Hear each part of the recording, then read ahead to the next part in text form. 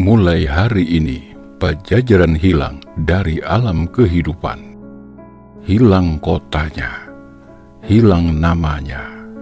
Pajajaran tidak akan menyisakan jejak, kecuali nama bagi yang menelusuri. Sebab bukti yang ada akan banyak yang menolak. Tapi nanti akan ada yang mencoba, supaya yang hilang bisa ditemukan kembali. Tapi menelusurinya harus memiliki ilmu pengetahuan. Sayangnya yang menelusuri banyak yang merasa pintar, sok tahu, pada akhirnya keburu gila duluan. Ada yang berani menelusuri terus-menerus, tidak mengindahkan larangan, mencari sambil melawan, melawan sambil tertawa. Dialah anak gembala, rumahnya di belakang sungai, pintunya setinggi batu, tertutup pohon handelem dan hanjuang. Yang ia gembalakan bukan kerbau, bukan domba, bukan pula harimau ataupun banteng, tetapi ranting dan daun kering, dan sisa potongan pohon. Dia terus mencari, mengumpulkan semua yang ia temui, tetapi akan menemui banyak sejarah. Selesai zaman yang satu, datang lagi satu zaman yang lain, yang menjadi sejarah baru. Setiap zaman membuat sejarah, setiap waktu akan berulang dan berulang lagi.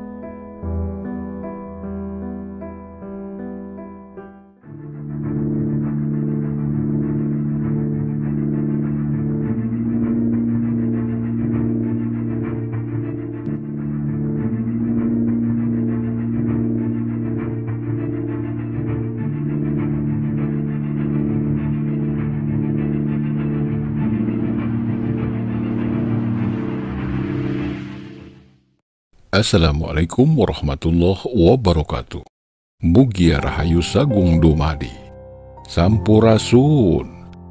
Sahabat Akarimba dimanapun Anda berada, baik yang nyata maupun yang gaib. Pada episode kali ini, kami ingin mengajak Anda menjelajah menembus ruang waktu, jauh ke masa silam.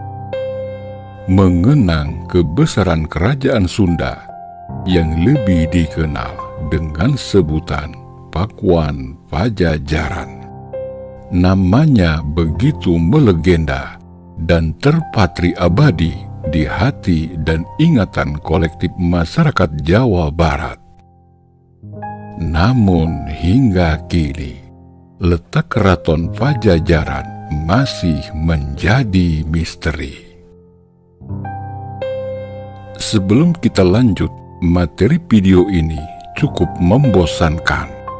Terlebih bagi Anda yang kurang menyukai sejarah, diperlukan suasana sedikit lebih santai. Mungkin akan lebih syahdu bila di meja beranda sudah tersedia segelas kopi hitam, ditemani sebatang rokok, sambil belonjoran klepas-klepus. Seperti kita ketahui bersama, pada tiap generasi di zamannya, mereka menulis sejarahnya dengan caranya sendiri, sesuai dengan kecerdasan, intelektualitas, dan alam pikir mereka masing-masing.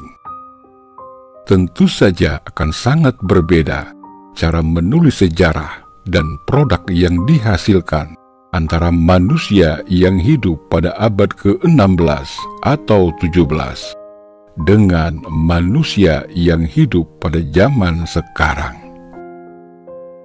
Sangat tidak adil jika kita menilai karya 5 atau 6 abad silam dengan kacamata dan parameter masa kini.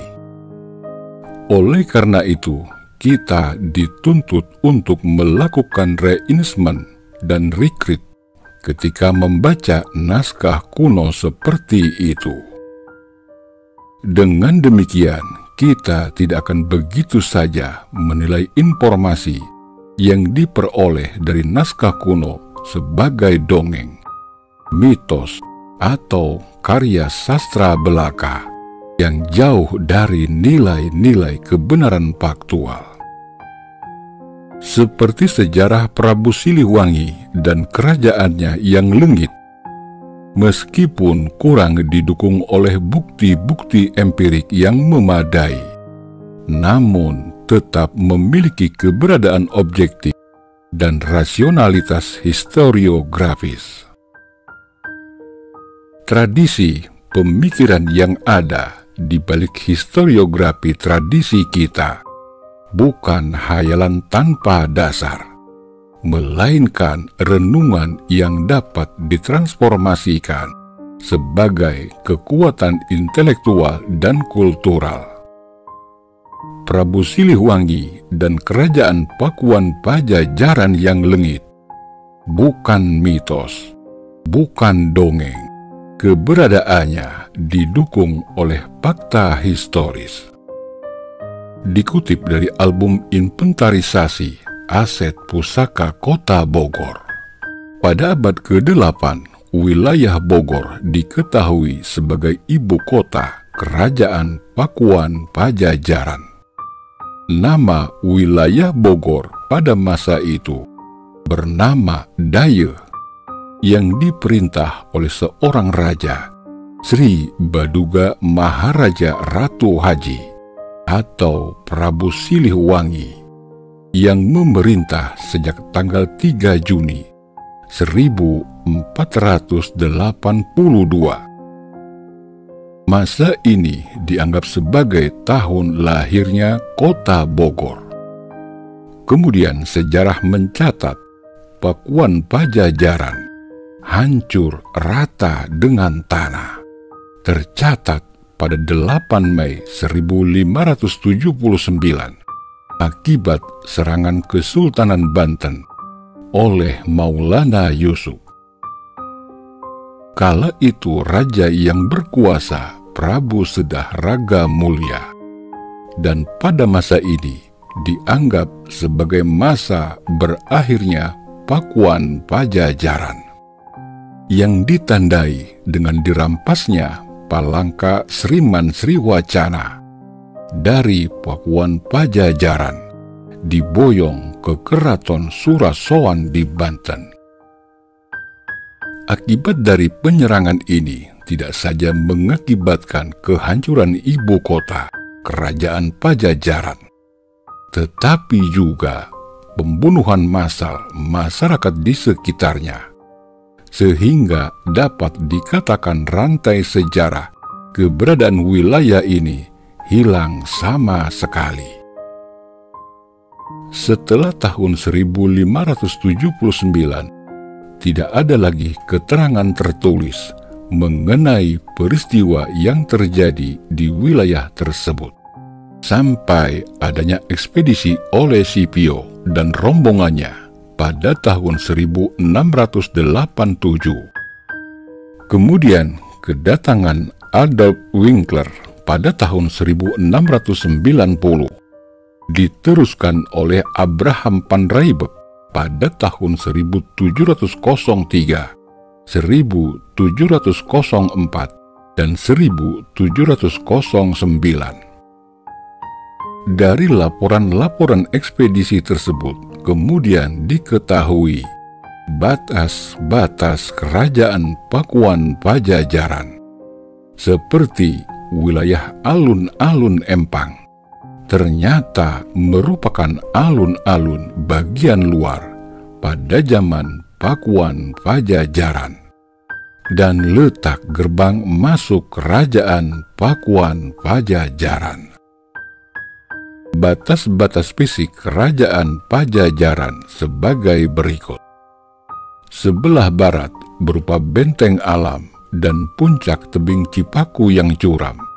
sampai lokasi stasiun kereta api Batu Tulis dan terus membentang sepanjang jalur rel kereta api sampai tebing Cipakancilan, melewati lokasi jembatan Bondongan di Kampung Cincau. Sebelah timur berupa benteng yang membentang sejajar dengan Jalan Surya Kencana sampai ke Gardu Tinggi. Selanjutnya, benteng tersebut mengikuti puncak lembah Ciliwung, melintasi pertemuan antara Jalan Siliwangi dengan Jalan Batu Tulis, dan berlanjut sepanjang puncak lereng Ciliwung, melewati komplek perkantoran PAM, hingga memotong Jalan Pajajaran. Kemudian sebelah utara berupa tebing terjal, yaitu dari ujung lembah Cipakancilan atau Kampung Cincau, tersambung dengan tebing Gang Beton, sampai memotong Jalan Surya Kencana. Sebelah selatan berupa benteng yang membentang dari potongan Jalan Pajajaran menembus Jalan Siliwangi, terus memanjang sampai ke Kampung Lawang Gintung. Kemudian pintu gerbang Pakuan Pajajaran terletak pada bagian utara yang berlokasi di Jembatan Bondongan, dan selatan yang berlokasi di Jalan Siliwangi, Bantar Petei, atau depan komplek perumahan LIPI. Menurut Dr. Andes Saleh Dana Sasmita, hubungan antara Pakuan, Pajajaran, Gunung Batu, dan Kampung Balai sekitar Ciampea, tempat tersebut erat kaitannya dengan ditemukannya pohon paku jajar, yang ditenggarai sebagai asal-usul nama Pakuan sebagai ibu kota kerajaan Pajajaran. Sumber asal-usul nama Pakuan dari pohon paku jajar terdapat pada sebuah naskah kuno, Carita Waruga Guru, yang ditulis sekitar tahun 1750. Dalam naskah Carita Parahyangan ada kalimat yang disebut Pakuan. Pakuan berarti tempat tinggal untuk sang raja atau keraton. Penafsiran Purbacarakalah yang sejalan dengan yang dimaksud dalam Carita Parahyangan, yaitu istana yang berjajar. Tafsiran tersebut lebih mendekati bila dilihat dari nama istana yang cukup panjang, tetapi terdiri atas nama-nama yang berdiri sendiri. Ada 5 bangunan keraton, antara lain Bima, Punta, Narayana, Madura, dan Suradipati. Biasa disebut dalam istilah klasik Panca Persada atau 5 keraton, dan Suradipati adalah nama keraton induknya. Tom Pires 1513 dalam laporannya menyebutkan bahwa ibu kota kerajaan Sunda bernama Daye terletak di daerah pegunungan yang berjarak 2 hari perjalanan dari Pelabuhan Kalapa di Muara Ciliwung. Orang Pelabuhan Kelapa menggunakan kata Daye bila menyebut ibu kota dalam percakapan sehari-hari, sedangkan kata Pakuan digunakan untuk menyebut ibu kota dalam kesusastraan. Karena lokasi Pakuan yang berada di antara 2 sungai yang sejajar, maka Pakuan disebut juga Pajajaran. Peneliti Tenda menduga letak keraton berada di Kampung Lawang Gintung, bekas asrama Jenny Angkatan Darat. Suhamir dan Salmon bahkan menunjuk pada lokasi Istana Bogor yang sekarang. Namun pendapat Suhamir dan Salmon kurang ditunjang data kepurbakalaan dan sumber sejarah. Dugaannya didasarkan pada anggapan bahwa Lewi Sipatahunan yang termasuk dalam lakon-lakon lama itu terletak pada alur Ciliwung di dalam kebun raya Bogor. Menurut kisah klasik, Lewi atau lubuk itu biasa dipakai untuk mandi para putri penghuni istana. Lalu ditarik logika bahwa letak istana tentu tak jauh dari Lewi Sipatahunan itu. Pantun Bogor mengarah pada lokasi bekas asrama Resimen Cakrabirawa atau Kesatrian dekat perbatasan kota. Daerah itu dikatakan bekas Taman Sari, Kerajaan Mila Kencana. Namun hal itu juga kurang ditunjang oleh sumber sejarah yang lebih tua dan memadai. Dari paparan di atas merujuk pada naskah-naskah kuno, peta yang dibuat Portugis dan hasil penelitian jurnal ekspedisi penulis Belanda dan sejarawan arkeolog tanah air, bermuara pada satu titik yang sama.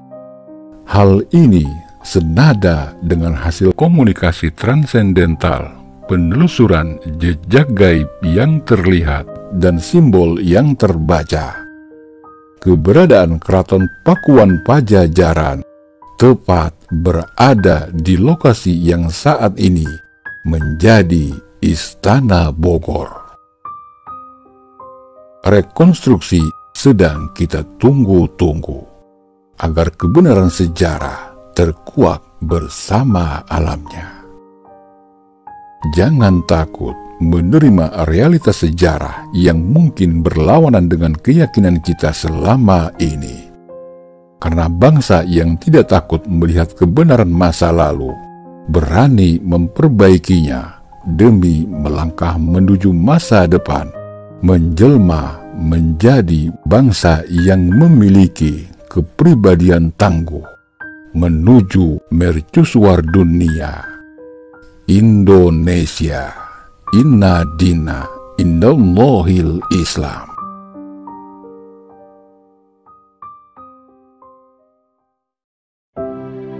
Demikian serpihan kisah eksplorasi kami kali ini. Semoga bermanfaat dan menghibur Anda semua. Mohon maaf lahir dan batin bila ada kesalahan dalam ucapan. Dan terima kasih sudah menyaksikan tayangan ini. Kami sadar betul akan keterbatasan ilmu pengetahuan serta pemahaman. Bagi sahabat Akarimba yang memiliki pendapat berbeda dan ingin memperbaiki sejarah ini, silakan tuangkan pada kolom yang tersedia. Jangan lupa untuk selalu mendukung kami dengan cara subscribe, like, dan komen pada channel kami, agar kami tetap semangat berkarya menciptakan titik-titik berikut menuju wujud alif sempurna lahir dan batin. Mbah Jagat Nurjati mengatakan, Allah tidak terhijab. Sungguh Allah tidak terhalang untuk dilihat, tetapi yang terhalang adalah dirimu sendiri untuk dapat melihat Allah. Logikanya, apabila Allah terhalang sesuatu untuk dilihat, maka penghalang itu menutupi wujud Allah. Dan apabila wujud Allah terhalang, maka keberadaan itu terbatas. Dan setiap sesuatu yang terbatas, niscaya ada sesuatu yang membatasinya atau menguasainya. Jika ada sesuatu yang menguasai Allah, maka itu adalah mustahil bagi Allah Subhanahu wa Ta'ala. Sesungguhnya yang terhalang adalah badan dirimu sendiri, karena menyandang jasad sebagai manusia, sehingga terhalang untuk dapat melihat Allah. Apabila engkau ingin melihat Allah, Maka introspeksikanlah ke dalam dirimu, lalu lihatlah dahulu noda dan dosa yang terdapat pada dirimu. Bangunlah semangat untuk memperbaikinya, karena semua itu menjadi penghalang dengan Tuhanmu. Sucikanlah dirimu zahir dan batin, dan matikanlah semua panca indera yang terbatas ini, hingga akhirnya penghalang itu akan sirna, hilang dari dirimu, sehingga Anda akan sampai dapat melihat Allah dengan ain basyiro, mata hati. Inilah yang disebut ihsan.